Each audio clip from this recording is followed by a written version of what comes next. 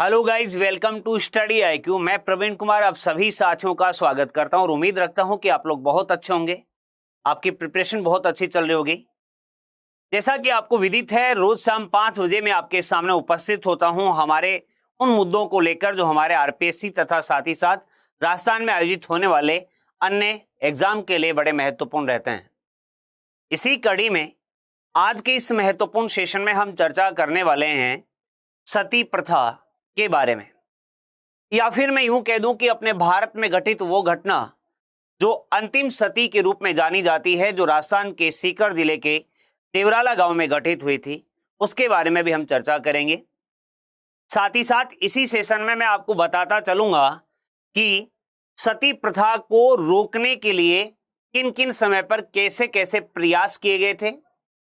जब दिल्ली सल्तनत और मुगल वंश का शासन यहां पर रहा, क्या उस दौरान भी ऐसे प्रयास किए गए थे?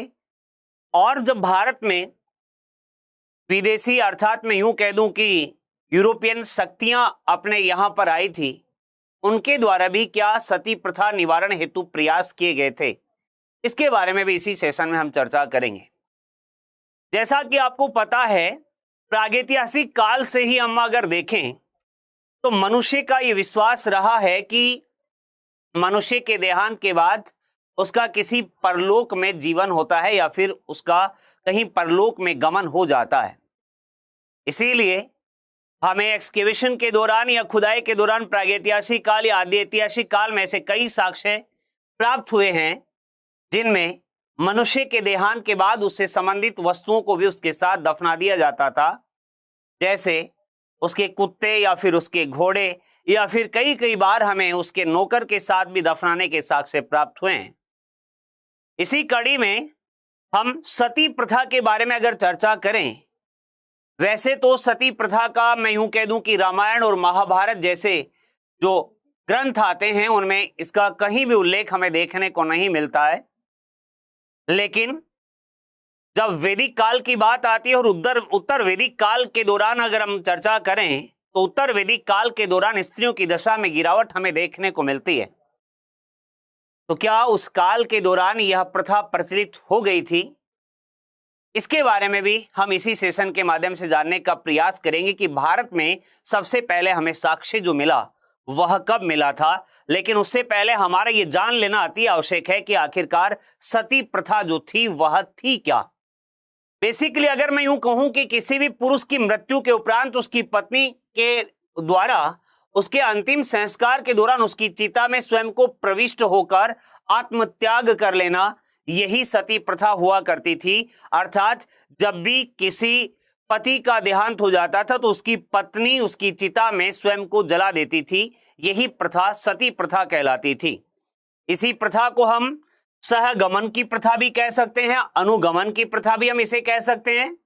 शिलालेखों और काव्य ग्रंथों में अपने पति के प्रति पूर्ण निष्ठा और भक्ति रखने वाली पत्नी के लिए सती शब्द का प्रयोग किया जाता है। मैंने आपको यह बताया, बेसिक सीधे शब्दों में मैं अगर आपको कहूं कि पति के देहांत के बाद पत्नी उसकी चिता में स्वयं को जला देती थी, यही प्रथा सती प्रथा कहलाती थी। लेकिन क्या वास्तव में इन पत्नियों को या फिर जो भी सती हुई उनको फोर्स किया जाता था या फिर वे स्वेच्छा से सती हुआ करती थी, यह भी हम जानने का प्रयास करेंगे। और इसके प्रमाणिक स्रोत जो हमारे पास आते हैं उनके बारे में भी मैं आपको बताने वाला हूं। तो गाइस, सबसे पहले बात अगर की जाएगी, ऐसी एक मान्यता आती है कि सबसे पहला प्रमाण जो सती के रूप में जहां से ये सती नाम पड़ा उसके बारे में अगर हम चर्चा करें तो मां दुर्गा के रूप में सती ने, यहीं से नाम सती आता है, अपने पति भगवान शिव के पिता दक्ष के द्वारा किए गए अपमान से आहत होकर अपने आप को यज्ञ की अग्नि में आत्मदाह कर लिया था। मान्यता अनुसार यहीं से सती प्रथा की शुरुआत मानी जाती है। लेकिन इसे हम सती प्रथा नहीं कह सकते हैं। आप यहां पर दो शब्दों में अंतर करने का प्रयास कीजिएगा। एक तो यहां पर प्रथा प्रचलित थी जिसका नाम था सती प्रथा, और दूसरी प्रथा आती है जिसका नाम आता है जौहर। सती प्रथा में हम ये कह रहे हैं कि पति के देहांत के बाद स्वेच्छा से उसकी पत्नी अपने आप को उस चिता में जला देती थी। जबकि दूसरी बात हम अगर यहां पर करें, जौहर शब्द मैंने यहां पर काम में लिया, जिसके तहत हमने अगर राजस्थान के संदर्भ में देखें तो हमारे राजस्थान में 1301 ईस्वी में रणथंबोर दुर्ग में जौहर हुआ था, केसरिया भी हुआ था। अर्थात जब योद्धा लड़ते हुए युद्ध के मैदान में वीर गति को प्राप्त हो जाया करते थे तो अपने सतीत्व की रक्षा हेतु रानी और महिलाओं के द्वारा अपने आप को अग्नि को समर्पित कर दिया जाता था। वह घटना जौहर कहलाती थी। और पति के देहांत के बाद उसकी चिता में स्वयं को जला देना, यह प्रथा जो थी वह सती प्रथा कहलाती थी। लेकिन हम यहां पर जो एग्जाम्पल देख पा रहे हैं, ऐसी मान्यता है कि जो सती है भगवान शिव के पिता दक्ष के द्वारा अपमान किए जाने से आहत होकर स्वयं को यज्ञ की अग्नि में आत्मदाह कर लिया जाता है और यहीं से सती प्रथा की शुरुआत मानी जाती है। लेकिन हम इसे सती प्रथा के समान नहीं मान सकते, अर्थात सती नहीं मान सकते, क्योंकि जिस समय यह आत्मदाह किया गया था उस समय उनके पति जो थे वो जीवित थे। अब भारत के संदर्भ में अगर हम चर्चा करेंगे, भारत में हमें सर्वप्रथम सती होने के बारे में जानकारी जो प्राप्त होती है, जो एविडेंस या साक्ष्य जो प्राप्त होता है, वह कब का प्राप्त होता है, यह हमारे लिए एग्जाम के दृष्टिकोण से बड़ा महत्वपूर्ण है और हमसे बहुत बार इस संदर्भ में प्रश्न पूछा भी जा चुका है। आइए जानते हैं, गुप्तकाल की बात आती है और गुप्तकाल में 510 ईस्वी के आसपास की घटना आती है जिसके तहत हमें एक अभिलेख आता है जिससे ये जानकारी प्राप्त होती है और इस अभिलेख का नाम आता है एरन अभिलेख। इस एरन अभिलेख में यह उल्लेख किया गया है कि महाराजा भानु प्रताप के राजघराने के ही एक व्यक्ति आते हैं जिनका नाम आता है गोपराज, और गोपराज की युद्ध के दौरान मृत्यु हो जाने के बाद उनकी पत्नी जो है वह इनके साथ सती हो जाती है। मतलब मैंने ये कहा कि भारत में सबसे पहले कोई साक्ष्य अगर सती प्रथा के बारे में हमें मिलता है तो वह एरन अभिलेख से प्राप्त होता है जो गुप्त काल का है और लगभग हम बात कर रहे हैं 510 ईस्वी की। और यहां गोपराज जो नामक व्यक्ति हैं, इनकी पत्नी इनके साथ में सती हो गई थी। अब बात अगर की जाएगी क्या राजस्थान में सती प्रथा प्रचलित थी या फिर हमें इसके बारे में कोई जानकारी प्राप्त होती है? जी हां, राजस्थान के बारे में अगर हम चर्चा करेंगे तो हमें उदयपुर से ही एक अभिलेख प्राप्त होता है जिसका नाम आता है चीरवा अभिलेख। और ये जो चीरवा अभिलेख है इसमें मेवाड़ राजवंश के बारे में, अर्थात मेवाड़ के जो प्रारंभ के शासक आते हैं, जिसमें मैं यूं कह सकता हूं कि रावल वंश के जो शासक थे, और रावल वंश में भी मैं यूं कह दूं आपको कि समर सिंह जो शासक हुए, यहां तक के शासकों का उल्लेख हमें उदयपुर से प्राप्त चीरवा अभिलेख में प्राप्त होता है। और यह 1273 ईस्वी का अभिलेख आता है और इस चीरवा अभिलेख में तत्कालीन जो सामाजिक प्रथाएं थी इनके बारे में उल्लेख किया गया है। अर्थात इसी अभिलेख में राजस्थान में सर्वप्रथम सती प्रथा के बारे में हमें जानकारी प्राप्त होती है। हमने भारत के लेवल की चर्चा की है, भारतीय स्तर पर अगर हम देखें तो एरन अभिलेख आपके लिए बड़ा महत्वपूर्ण है सती प्रथा की जानकारी प्रदान करने के लिए। ठीक इसी प्रकार राजस्थान के संदर्भ में अगर हमसे प्रश्न पूछा जाता है तो हमें यह ध्यान रखना है, चीरवा अभिलेख से तत्कालीन सामाजिक प्रथाओं के बारे में जानकारी प्राप्त होती है। अर्थात सीधे तौर पर मैं यूं कह दूं कि राजस्थान में जो सती प्रथा का प्रचलन था इसके बारे में जानकारी प्रदान करने वाला अभिलेख उदयपुर से प्राप्त हुआ चीरवा अभिलेख आता है, जिसमें मेवाड़ के समर सिंह तक का उल्लेख हमें देखने को मिलता है। अगर हम बात करेंगे, इसकी रचना रत्नप्रभ सूरी के द्वारा की गई थी और इसके ऊपर जो एक्सकेवेशन या जो खुदाई का कार्य यहाँ पर आप देख पा रहे हैं इस अभिलेख में, यह किया गया था केली सिंह के द्वारा। और शिल्पी जो आते हैं जिनका नाम आता है देलहन के द्वारा इसे दीवार में लगाने का कार्य किया गया था। आप केवल और केवल यहाँ पर इसकी रचनाकार जिनका नाम है रत्नप्रभ सूरी, इनका नाम अवश्य ही याद रखेंगे, यह हमारे एग्जाम के दृष्टिकोण से बड़ा महत्वपूर्ण है। मैं आपको अगर बताना चाहूं, जब सती प्रथा जैसी कुप्रथा का प्रचलन हमारे यहां पर था तो क्या इसे रोकने के प्रयास किए गए या फिर नहीं किए गए? हम अगर एक तरफ विश्व स्तर पर या विश्व पटल पर अगर देखें तो क्या अपने भारत में ही ऐसी कुप्रथाएं प्रचलित थी? जी नहीं, ना केवल भारत में बल्कि चाहे हम एग्जाम्पल के तौर पर यूरोप देखें या फिर नॉर्थ अमेरिका की बात करें, वहां की कुछ प्रजातियों में भी कुछ सिमिलर ऐसी ही प्रथाएं हमें देखने को मिलती हैं। चाहे वह किसी महिला को तांत्रिक या डाकण घोषित करके उसकी हत्या किया जाना हो, या फिर जब किसी पति के साथ जब पति का देहांत हो जाता था तो उसकी पत्नी को भी दफना दिया जाता था। ऐसी घटनाएं न केवल भारत में बल्कि विश्व भर में भी हमें देखने को मिलती हैं। अगर हम बात करेंगे प्लूटो के अनुसार, मैं एक छोटा सा एग्जाम्पल आपको देना चाहता हूं। प्लूटो ये कहता है कि स्त्री वह होती है जिसमें आत्मा ही नहीं होती थी, और इसी को ध्यान में रखते हुए, मद्देनजर रखते हुए 1950 ईस्वी तक यूरोप के किसी भी स्त्री को अकेले घर से बाहर नहीं निकलने दिया जाता था। उसे वोट देने का अधिकार नहीं हुआ करता था, उसे अपना बैंक अकाउंट खुलवाने का भी अधिकार नहीं हुआ करता था। लेकिन जैसे जैसे इन कुप्रथाओं का अंत हुआ, अर्थात शिक्षा का प्रचार प्रसार हुआ, निरंतर इनके ऊपर अंकुश लगाने का प्रयास यहां पर किया जाता रहा है। इसी कड़ी में अगर हम चर्चा करें सती प्रथा के ऊपर भी क्या रोक लगाने का प्रयास यहां पर जो रियासतें रही, या फिर मैं यूं कह दूं यहां पर जो चाहे सल्तनत काल रहा या फिर मुगल काल रहा या फिर बाद में ब्रिटिशर्स का आगमन हुआ, उस दौरान भी इसके ऊपर रोक लगाने के प्रयास किए गए थे। जी हां, जानकारी प्राप्त करते हैं। सबसे पहले तो मैं आपको यह बता देना चाहता हूं, अगर हम सल्तनत काल की बात करें, दिल्ली सल्तनत में तुगलक वंश में एक शासक हुआ जिसका नाम आता है मोहम्मद बिन तुगलक। आपको यह तो विदित होगा कि मोहम्मद बिन तुगलक दिल्ली सल्तनत के शासकों में सबसे अधिक पढ़ा लिखा शासक था, लेकिन फिर भी इसे विद्वान मूर्ख शासक कहा जाता है, क्योंकि इसके द्वारा जो भी नीतियां अपनाई गई थी वे सारी असफल सिद्ध हुई थी। खैर, हमें यहां पर बात करनी है सती प्रथा के ऊपर रोक लगाने के प्रयास की। तो मोहम्मद बिन तुगलक के द्वारा यह प्रयास किया गया। ठीक इसी प्रकार बाद में जब मुगल वंश का शासन यहां पर रहा तो अकबर के द्वारा भी 1582 ईस्वी में एक फरमान जारी करके इस प्रथा को रोकने का असफल प्रयास किया गया था। अगर बात की जाएगी, यह प्रथा न केवल हिंदुओं में प्रचलित थी, बल्कि अगर हम चर्चा करें कश्मीर के इतिहास को उठाकर हम देखते हैं तो वहां पर मुस्लिम महिलाओं के द्वारा भी इस प्रथा का पालन करने की जानकारी हमें प्राप्त होती है।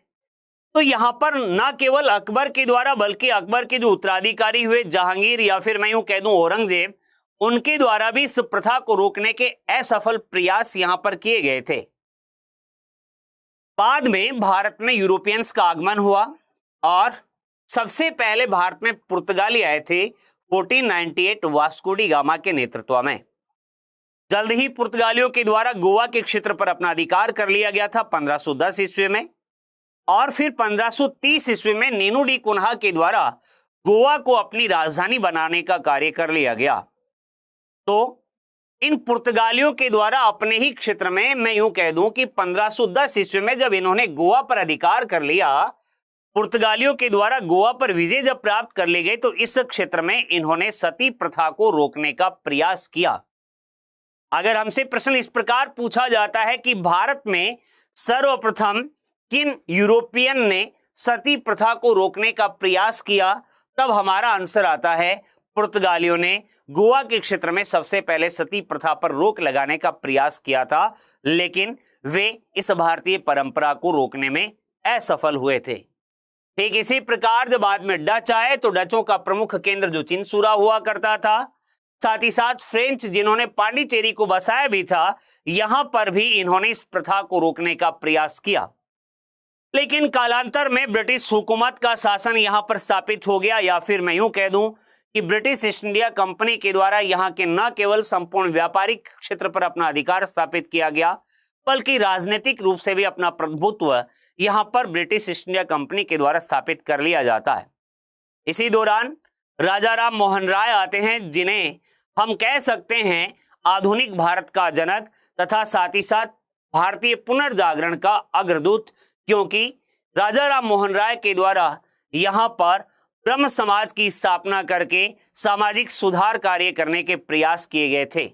जी हां, हम बात कर रहे हैं राजा राम मोहन राय की, जिन्हें जन जागरण और सामाजिक सुधार आंदोलन का प्रणेता और साथ ही साथ बंगाल में नव जागरण युग का पितामह भी कहा जाता है, जिनके द्वारा ब्रह्म समाज की स्थापना की गई थी। एक बार राजा राम मोहन राय के साथ स्वयं के साथ एक घटना घटित हुई। इनके भाई के देहांत के बाद जबरन इनकी भाभी को सती होने के लिए प्रोत्साहित किया गया, फिर सती उन्हें कर दिया गया, जिसके कारण इन्होंने राजा राम मोहन राय ने इस कुप्रथा को रोकने के लिए प्रयास किया और इन्हीं के कड़े प्रयासों के तहत 1829 अर्थात 1829 ईस्वी में लॉर्ड विलियम बेंटिक के समय 4 दिसंबर 1829 ईस्वी को सती प्रथा के खिलाफ सती अधिनियम 1829 के उन्मूलन की घोषणा कर दी जाती है। अर्थात मैं यूं कह दूं कि ब्रिटिश शासित क्षेत्र जो यहां पर था या फिर कंपनी का शासन या कंपनी की हुकूमत जहां पर थी, उसके तहत ये अधिनियम लागू करके इस सती प्रथा को रोकने का प्रयास लॉर्ड विलियम बेंटिक के समय राजा राम मोहन राय के प्रयासों से किया जाता है। लेकिन अगर हम राजस्थान के संदर्भ में देखते हैं, क्या राजस्थान में भी सती प्रथा को रोकने के लिए प्रयास किए गए थे? जी हां, आमेर शासक हुए हैं और आमेर शासक जिनका नाम आता है सवाई जयसिंह, ये वही शासक हैं जिनके द्वारा जयपुर शहर की स्थापना की गई थी। साथ ही साथ ग्रह और नक्षत्र के क्षेत्र में और वास्तुकला में भी काफी योगदान सवाई जयसिंह के द्वारा दिया गया था। इनके द्वारा अपने राजस्थान में सर्वप्रथम सती प्रथा को रोकने का प्रयास किया गया था। लेकिन अगर चर्चा की जाए वह रियासत जिसने इस प्रथा को सबसे पहले गैर कानूनी घोषित किया, तब हमारा आंसर आएगा कि बूंदी के एक शासक आते हैं जिनका नाम आता है विष्णु सिंह। इनके द्वारा 1822 ईस्वी में इस प्रथा के ऊपर रोक लगा दी जाती है और साथ ही साथ इसे गैर कानूनी घोषित भी कर दिया जाता है।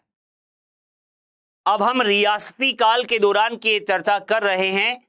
एक तरफ आमेर राजा सवाई जयसिंह के द्वारा भी इसे रोकने के प्रयास किए गए थे और साथ ही साथ बूंदी नरेश विष्णु सिंह के द्वारा 1822 ईस्वी में ही जब आपका यह अधिनियम लागू हुआ था 1829 ईस्वी में सती अधिनियम, जिसके तहत समूचे भारत में इस प्रथा को रोकने का प्रयास किया गया। इससे कुछ वर्ष पहले ही 1822 ईस्वी में इसे बूंदी नरेश के द्वारा गैर कानूनी घोषित कर दिया गया था।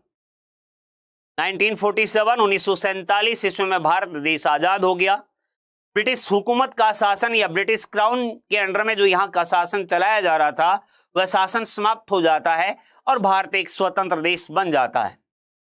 लेकिन स्वतंत्रता के बाद भी हमें आजाद भारत में घटना देखने को मिलती है 1987 ईस्वी की बात मैं आपके सामने कर रहा हूं।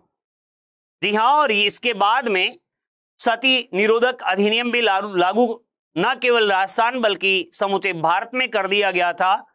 लेकिन यह घटना जो सीकर जिले के देवराला गांव में घटित हुई, यह भारत में सती होने की अंतिम घटना हमें देखने को मिलती है।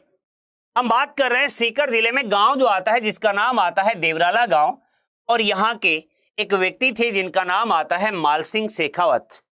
माल सिंह शेखावत का 1987 में ही 1987 ईस्वी में ही जनवरी में विवाह हुआ था रूप कंवर के साथ में।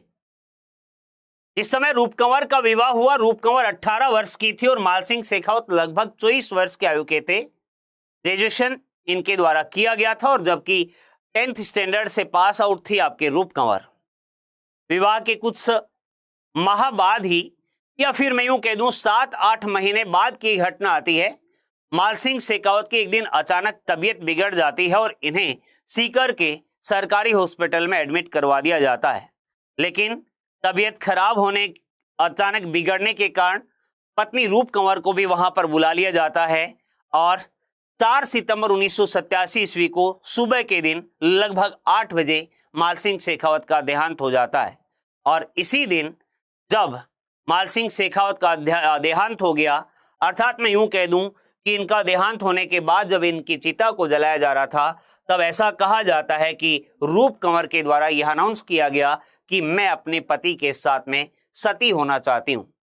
अगर हम बात करें एक स्त्री के 3 व्रत बताए गए हैं, अगर अब चर्चा की जाएगी पौराणिक मान्यताओं के अनुसार, मैं आपको बात बता रहा हूं, पतिव्रता, सतीव्रता और सती माता। ऐसा माना जाता था कि वे पत्नी जो स्वेच्छा से अपने पति की चिता के साथ स्वयं को जला दिया करती थी या सती हो जाया करती थी, उन्हें सती माता के रूप में अर्थात देवी अवतार के रूप में पूजा जाता था। तो यह घटना 1987 की है और बिना प्रशासन को किसी भी प्रकार की सूचना दिए यहां पर 4 सितंबर 1987 ईस्वी को सीकर के देवराला गांव में यह घटना घटित होती है। इस समय राजस्थान के मुख्यमंत्री हरिदेव जोशी थे और बाद में इस घटना का जब विवरण मीडिया में छपा या फिर न केवल भारत के मीडिया में बल्कि विदेशों में भी इस बारे में जब खबर छपी, तब केंद्र सरकार के दखल से हरिदेव जोशी को भी अपनी कुर्सी गंवानी पड़ी थी। और भविष्य में ऐसी घटनाएं घटित न हो, इनको रोकने के लिए सती निवारण अधिनियम 1987 लागू राजस्थान में कर दिया जाता है। अर्थात राजस्थान वह पहला राज्य बना था जिसके द्वारा सती निवारण अधिनियम लागू किया गया था। और इसके बाद 1988 ईस्वी में भारत सरकार के द्वारा भी सती निवारण अधिनियम लागू कर दिया गया था, जिसके तहत आईपीसी की धारा 306 के तहत अगर ऐसा कोई भी कार्यक्रम किया जाता है या फिर उसको महिमा मंडित किया जाता है या फिर ऐसे स्थान पर पूजा की जाती है, तो उसके लिए कड़े प्रावधान यहां पर भारतीय संविधान के द्वारा किए गए। मैंने एक राजस्थान सरकार के द्वारा 1987 में एक कानून बनाया गया। यह अधिनियम सती प्रथा का देश के किसी भी भाग में, क्योंकि हमने एक राजस्थान में पहले लागू हुआ, देन अपने भारत की बात करेंगे 1988 ईस्वी में इस कानून को लागू कर दिया गया था, जिसके तहत किसी भी भाग में इसका प्रचलन या इसके महिमा मंडन को अपराध घोषित किया गया और किसी भी महिला को सती होने के लिए बाध्य नहीं किया जा सकता है। 1988 में भारत ने इसे संघीय कानून में शामिल कर लिया था। तो आज हमने ये जानने का प्रयास किया है कि आखिरकार सती जो हुआ करती थी वो क्या होती थी, भारत में सती प्रथा के प्रचलन की सर्वप्रथम जानकारी और राजस्थान में सती प्रथा के प्रचलन की सर्वप्रथम जानकारी कहां से प्राप्त होती है। वैसे तो राजपूताने में रियासत काल में हम देखें तो कई सारे शासकों के साथ उनकी रानियां, उनकी पटरानियां, उनकी दासियां उनके साथ में सती हो जाया करती थी। और मैंने ये कहा है क्योंकि प्राचीन समय में यह धारणा प्रचलित थी कि मनुष्य का परलोक गमन मतलब किसी दूसरे लोक में जब गमन होता है तो वे वस्तुएं या वे जो उनके साथ जुड़े हुए हैं उनका भी गमन उनके साथ में हो जाए, इसलिए यह कुप्रथाएं अपने यहां पर अपने को देखने को मिलती हैं।